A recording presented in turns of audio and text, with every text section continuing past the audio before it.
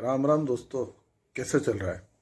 चलो आज आपको एक बहुत अच्छी कहानी सुनाता हूँ। एक जंगल था, उसमें बहुत सारे पेड़ थे। उन सब पेड़ों के बीच एक पेड़ था जो दूसरे पेड़ों से थोड़ा अलग था। आप उसे गुण कह लीजिए, दोष कह लीजिए, उसकी विकृति कह लीजिए, लेकिन वो पेड़ दूसरे पेड़ों से अलग दिखता था क्योंकि उसका तना और उसकी शाखाएं और उसका पूरा स्वरूप जो है वो एक दूसरे से मेल नहीं खाता था। यानी कि सीधी भाषा में कहें तो बहुत आड़ा टेढ़ा और अड़बड़ा सा पेड़ वो था। उस पेड़ को अपने इस प्रकार का होने में बड़ा दुख हुआ करता था, लेकिन वो फिर भी दुखी नहीं हो करके और खुश रहता था। लेकिन मन ही मन रात को कभी कभी अपने आप को कोसता था कि यार मैं ही इतना बुरा क्यों हूँ।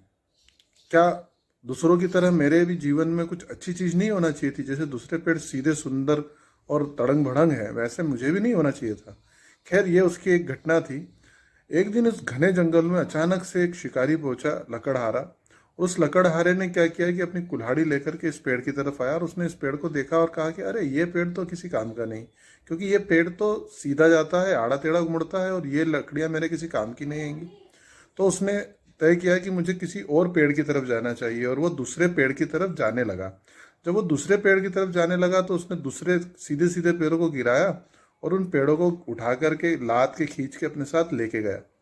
कुल मिलाकर के इसके बाद उस व्यक्ति को ये बात समझ में आ गई कि अपने जीवन को सार्थक करने की शक्ति हमारे गुण और हमारे दोष हमें देते हैं। इस प्रकार से दुखी होने का कोई अर्थ और कोई व्यर्थ नहीं है।